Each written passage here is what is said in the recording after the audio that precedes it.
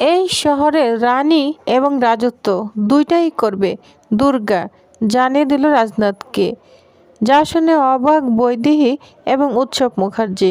Happy ever 70 দেখা যাবে আজকের পর্বে। বিস্তারিত জানতে ভিডিওতে একটি লাইক দিয়ে পুরো ভিডিওটি দেখতে থাকুন। গল্পের শুরুতেই আমরা দেখতে পাবো দিব্যা সেন দুর্গাকে নিয়ে এসেছে পার্টিতে। পার্টিতে খুব আনন্দ হইচই হচ্ছে, নাচ গান হচ্ছে। দিব্যা সেন দুর্গাকে নিয়ে বসে আছে। দুর্গা একটু মন খারাপ করে বসে আছে, তো মন ভালো করার চেষ্টা করছে দিব্যা সেন। বলছে, দুর্গা এই নাও, আজকে না তুমি অর্ডার করবে, তুমি যা অর্ডার করবে তাই খাবো। তখন দুর্গা অর্ডার করে দেয়। এদিকে মেনার পিছন দিকে বসে সব ফলো করছে। দিব্যা সেন দুর্গার সঙ্গে কি করছে সব ফলো করছে। অন্যদিকে দেখা যায় দুর্গা একসময় দেখতে পায় বৈদেহী উৎসব মুখার্জি পার্টিতে চলে এসেছে। বলছে, কি ব্যাপার, আমার ঠাম্মিকে দেখা যাচ্ছে। তখন বৈদেহী মুখার্জির কাছে দুর্গা চলে যায়। এদিকে দিব্যা সেন দুর্গাকে ডাকতে থাকে, বলছে, দাঁড়া আমি আসছি, ওই যে আমার ঠাম্মা ওদিকে পার্টিতে চলে এসেছে, দাঁড়া আমি একটু দেখা করে আসি। তখন ওইখানে গিয়ে বলে, কি ব্যাপার, তোর এখানে কি করছিস? তখন বৈদেহী বলে, এখানে তো আমরা প্রায় প্রতিদিনই আসি, এখানে আমরা ডিনার করি, বুঝতে পেরেছ? উৎসব বলতে থাকে, দুর্গা তুই ঠিক আছিস? তখন দুর্গা বলে, হ্যাঁ কেন, কি হয়েছে? উৎসব বলে, একটু সতর্ক থাকবি, বুঝতে পেরেছিস? যাকে তুই বিশ্বাস করছিস, যার সঙ্গে খেতে এসেছিস, সেই না আবার তোকে টার্গেট করে দেয়, তাই বলছি সতর্ক থাকিস। দুর্গা বলে, তাই? আর প্রীতি বলে, হ্যাঁ সাবধানে থেকো, কারণ তুমি তো আবার এখন শহরের নামকরা ধনীদের মধ্যে একজন, কুটিপতি নয়, হাজার হাজার কোটি টাকার মালিক, তোমার উপর না যে কোনো সময় আক্রমণ করতে পারে, বুঝতে পেরেছ? তখন বলে, হ্যাঁ হ্যাঁ, মাসিরা তো শুধু বনবনই করছে। তখন প্রীতি রাগান্বিত হয়ে যায়। আর দুর্গা প্রীতিকে বলতে থাকে, এই অপ্রীতিকর, একদম কোনো কথা বলবি না, তাহলে কিন্তু এখানে বাটাম দিয়ে দিব। বৈদেহী এবং উৎসব দুর্গাকে থামিয়ে নেয়। তখন দুর্গা ওখান থেকে হাত দিয়ে লুডুস নিয়ে খেতে খেতে চলে যায়। তো দিব্যা সেনের পাশে আবার বসে পড়ে। তখন আমরা দেখতে পাবো একজন গুন্ডা দুর্গার দিকে বন্দুক তাক করে রেখেছে। দিব্যা সেনের চোখের ইশারাতে দেখাতে থাকে, যা ফলো করে মেনান সাথে সাথে কৌশিকীকে ফোন দেয়। বলছে, ম্যাডাম আপনি যা গেস করেছেন তাই ঠিক হয়েছে, দুর্গা বিপদের সম্মুখীন, স্পটলাইটে একজনকে দেখছি। তখন কৌশিকী বলে, শুধু এখানে নয়, আরেকজন রয়েছে ওই পাশে, বুঝতে পেরেছ? দুইজন রয়েছে, দুর্গার উপর যে কোনো সময় আটক হবে। তখন মেনান বলে, ম্যাডাম আপনি এত কিছু কিভাবে জানেন? কৌশিকী বলে, এত কথা বলার সময় নেই মেনান, আমার কাছে অনেক ইনফরমেশনই রয়েছে, তুমি যাও দুর্গাকে বাঁচাও। তখন মেনান বলে, যে আপনাকে নিঃস্ব করে দিয়েছে তাকে আপনি বাঁচাবেন? তখন কৌশিকী বলে, শোনো মেনান, এখন না এত কথা বলার সময় নয়, তোমাকে যা বলছে তুমি সেটা করো। তখন বলে, ঠিক আছে ম্যাম, সরি। এটা বলে মেনান ওইখান থেকে চলে যায়। তখন কৌশিকী এ খবর শোনার সাথে সাথে দিব্যা সেনকে ফোন দেয়। বলছে, দিব্যা সেন, তুমি যে একটা গেমস খেলছো না, সে গেমস না তুমি নিজেই হারবে। সারা জীবন তো আমার সঙ্গে হেরে গিয়েছো, কখনোই আর জিতে পারবে না, বুঝতে পেরেছো? তুমি বাম দিকে করার একজনকে রেখেছো, ডান দিকে করার একজনকে রেখেছো দুর্গাকে মারার জন্য, তাই তো? কিন্তু আমার দুর্গার কিচ্ছু হবে না, বুঝতে পেরেছো? কিচ্ছু হবে না আমার দুর্গার। তখন দুর্গা দিব্যাকে বলে, কে ফোন দিয়েছে? দিব্যা সেন বলতে থাকে, কৌশিকী মুখার্জি, বুঝতে পারছো না, এখন তো সব নিঃস্ব, সব তোমাকে লিখে দিয়েছে না, একটা আফসোস হচ্ছে, এই জন্য আমাকে হুমকি দিচ্ছে। শোনো কৌশিকী মুখার্জি, তুমি না আর কিচ্ছু করতে পারবে না, গেম ওভার, বুঝতে পেরেছ? Game over. তখন কৌশিকী বলে, গেম ওভার নয়, মাত্র খেলা শুরু হলো।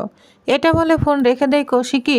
আর দিব্যা সেন তো হেলো হেলো করতে থাকে। তখন দিব্যা সেন মনে মনে খুব ভয় পেয়ে যায় আর বলতে থাকে, কি ব্যাপার, কৌশিকী মুখার্জি কিভাবে জানলো? তখন দুর্গাকে বলে, দুর্গা তুমি বসো, আমি একটু আসছি। এই বলে একটু ওয়াশরুমের দিকে যেতে থাকে। আর তখনই দেখা যায় দিব্যা সেনের গুন্ডারা দুর্গার দিকে বন্দুক তাক করে রেখেছে এবং তাকে শ্যুট করে দিবে। দুই দিক থেকে দুই গুন্ডা তাকে শ্যুট করে দিবে। তখনই মেনন তাকে বাঁচিয়ে নেয়। আর এদিকে গোলাগুলির আওয়াজে বৈদেহী মুখার্জি, উৎসব মুখার্জি, প্রীতি সবাই তো ভয় পেয়ে যায়। তারা দুর্গাকে খোঁজ করতে থাকে। ভিড়ের মধ্যে দুর্গাকে খুঁজে পায় না, তারা খুব চিন্তা হয়ে পড়েছে। বলছে, কই দুর্গা, দুর্গা তো নেই। অন্যদিকে দিব্যা সেন খুব খুশি হয়ে যায়, বলছে, এই ভিড়ের মধ্যেই দুর্গা মারা গিয়েছে, দুর্গা ফিনিশ, এই বলে খুশি হতে থাকে। তখনই আমরা দেখতে পাবো এদিকে বৈদেহী মুখার্জি অনেক খোঁজাখুঁজির পর দুর্গাকে ফিরে পায়। বলছে, দুর্গা? তখন দুর্গা বলে, হ্যাঁ ঠাম্মা, মরিনি, বেঁচে আছি, বুঝতে পেরেছিস, বেঁচে আছি। তখন দুর্গাকে একটু হাত দিয়ে দেয় শরীরের মধ্যে, কারণ তারা চাচ্ছে না দুর্গা মারা যাক। এদিকে দিবাসেন তো খুব খুশি, তার পিছন দিক থেকে মেনন চলে আসে, বলছে কি ম্যাডাম, আপনার আশা না পূরণ হয়নি, দুর্গা জীবিত রয়েছে, কিচ্ছু হয়নি দুর্গার, আপনার প্ল্যান না এবারও সাকসেস হয়নি, বুঝতে পেরেছেন, আর কখনো হবেও না। এটা বলে মেনন চলে যায়। তখন এই কৌশিকী দিব্যাকে ফোন দেয়, বলছে হ্যালো। তখন কৌশিকী বলে কি দিব্যাসেন, তোমার প্ল্যান এবারও তো বেঁচতে গেল, তোমাকে বলেছি না তুমি দুর্গার কিচ্ছু করতে পারবে না, এই কৌশিকী মুখার্জি বেঁচে থাকতে দুর্গার কিচ্ছু হবে না। এটা বলে ফোন রেখে দেয়। আর তখন দিব্যাসেন বলে তার মানে তুমি সব কিছু কীভাবে জানো? তখন কৌশিকী বলে ওই যে তোমার থেকে আমার সিক্স সেন্স তো অনেক প্রখর, আমার সিক্স সেন্সের জায়গায় তুমি একদম শিশু, বুঝতে পেরেছ? এটা বলে কৌশিকী মুখার্জি ফোনটা রেখে দেয়। আর দিব্যাসেন তো রাগান্বিত হতে থাকে। এদিকে দুর্গা বাড়িতে চলে এসেছে। বাড়িতে এসে বৈদেহী মুখার্জি উৎসব প্রীতির সঙ্গে অনেক হুমকি তামকি করতে থাকে, বলছে তোরা আমাকে মারতে পাঠিয়েছিলি তাই না, তোরা মারতে পাঠিয়েছিলি আমাকে। তখন বৈদেহী বলে বিশ্বাস করো দুর্গা, আমরা না তোমাকে মারতে পাঠাইনি। কিন্তু দুর্গা কিছুতেই বৈদেহীর কথা বিশ্বাস করতে চায় না। উৎসবও বোঝানোর চেষ্টা করছে, প্রীতিও বলছে, কিন্তু কারো কোনো কথাই বিশ্বাস করে না। বলছে শোন, তোরা যদি আমাকে আবারও মারার চেষ্টা করিস আর যদি প্রমাণ হয় তাহলে কিন্তু এই দুর্গার হাতেও অস্ত্র উঠবে, বুঝতে পেরেছিস? এবার দুর্গা কাউকেই ছেড়ে দিবে না। তখন বৈদেহী বলে শোনো, তোমাকে মেরে আমাদের কী লাভ বলো, কী লাভ আমাদের? আর তখন উৎসব বলতে থাকে শোন দুর্গা, তুই যাকে বিশ্বাস করছিস সে তোকে মারার চেষ্টা করছে না তো? তখন দুর্গা বলে তুই কার কথা বলছিস খুড়ো, কার কথা বলছিস?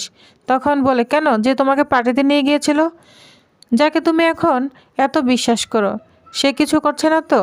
তখন দুর্গা বলে না, কিছুতেই হতে পারে না, দিব্যাসেন আমার সামনে বসা ছিল, ওই কিভাবে আমার ক্ষতি করবে? তখন বৈদেহী বলে ক্ষতি কি সামনে থেকে করে, আড়াল থেকেও তো করতে পারে, যা অনেকবারই করে আসছিল। তখন দুর্গা বলে না না, আমি বিশ্বাস করি না, দিব্যাসেন আমার কোনো ক্ষতি করতে পারে না, কারণ ও এখন আমার পাশে আছে, আমার ফ্যামিলি পাশে নেই, আমার মা বাবা পাশে নেই, কৌশিকী মুখার্জিও পাশে নেই, কিন্তু দিব্যাসেন আমার পাশে রয়েছে, বুঝতে পেরেছিস? তাই না আমি কাউকেই বিশ্বাস করি না।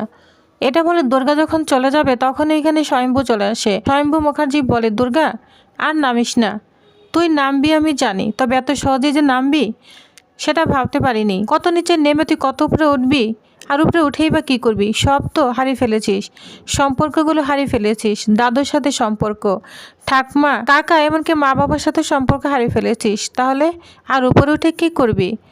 তখন দুর্গা বলে শোনো বাবা, আমার না এই সম্পর্কগুলো লাগবে না, আমার টাকা চাই, আর টাকা পেয়েও গিয়েছি, সব কিছু অধিকার তো আমি কেড়ে নিয়েছি, সব কিছু, এটা আমার অধিকার। এই মুখার্জি বাড়ি আর ইন্ডাস্ট্রি সব আমি ভেঙে নতুন রূপে পরিণত করব, বুঝতে পেরেছ? আমার কাউকেই চাই না, সম্পর্ক দিয়ে কী হবে, সম্পর্ক আমি চাই না, আমি খুব টপে যেতে চাই, কৌশিকী মুখার্জি থেকেও সেরা বিজনেসম্যান আমি হতে চাই। তখন বৈদেহী বলে দুর্গা, এটা তুমি কখনোই পারবে না, আমি বলছি কৌশিকী মুখার্জির সাথে যদিও আমার সম্পর্ক ভালো নেই, কিন্তু তুমি কৌশিকী মুখার্জি থেকে সেরা বিজনেসম্যান জীবনেও হতে পারবে না, বুঝতে পেরেছ? যদি কৌশিকী মুখার্জির পক্ষ হয়ে থাকতে তাহলে হয়তো কিছু একটা করতে পারতে। আর শোনো, আত্মীয়স্বজন না আত্মীয়স্বজনই হয়, আত্মীয়স্বজনের থেকে পর কখনোই আপন হতে পারে না। আর এই যে স্বয়ম্ভু মুখার্জি, ওকে আমি সব থেকে ঘৃণা করি ঠিকই, কিন্তু ও তোমার বাবা হয়, জগদ্ধাত্রী মা হয়, এদেরকে তুমি ফেলে দিও না, অবমূল্যায়ন করো না দুর্গা। তখন দুর্গা কোনো কথার উত্তর না দিয়ে চলে যাবে। স্বয়ম্ভু বলে দুর্গা দাঁড়া, তুই কিন্তু টার্গেটে পড়ে গিয়েছিস, এমনকি সামনেও টার্গেট হতে পারে, আর এখন যে তাকে মারার চেষ্টা করেছে সেটা কিন্তু তদন্ত হচ্ছে। তখন দুর্গা বলে হ্যাঁ তদন্ত করো, তুমি তো একজন বড় অফিসার, কেন তদন্ত করছো না? তখন স্বয়ম্ভু বলে যে তদন্ত করেন না সে ঠিক করছে, জগদ্ধাত্রী মুখার্জি তদন্ত করছে, রেস্টুরেন্টে তন্ন তন্ন করে তদন্ত করছে, যতদিন পর্যন্ত খুনি ধরা না পড়ে ততদিন পর্যন্ত তুই সাবধানে থাকিস। তখন দুর্গা বলে আচ্ছা ঠিক আছে। এটা বলে দুর্গা এখান থেকে চলে যায়। প্রীতি স্বয়ম্ভুকে বলে স্বয়ম্ভু এটা কি হচ্ছে, দুর্গা এগুলো কি করছে? তখন স্বয়ম্ভু বলে আমি জানি না, ও কারো কোনো কথাই শুনছে না, আমার মেয়ে হয়েও এত অকৃতজ্ঞ, এত নীচ, এত লোভী, অর্থলোভী, জাস্ট আমি ভাবতে পারছি না। এটা বলে স্বয়ম্ভু অনেক কষ্ট পেতে থাকে। তো ভিউয়ার্স, তাহলে নেক্সট আকর্ষণীয় পড়বে আরও কী কী আকর্ষণীয় থাকছে তো জানতে অবশ্য আমার সাথেই থাকুন। ধন্যবাদ।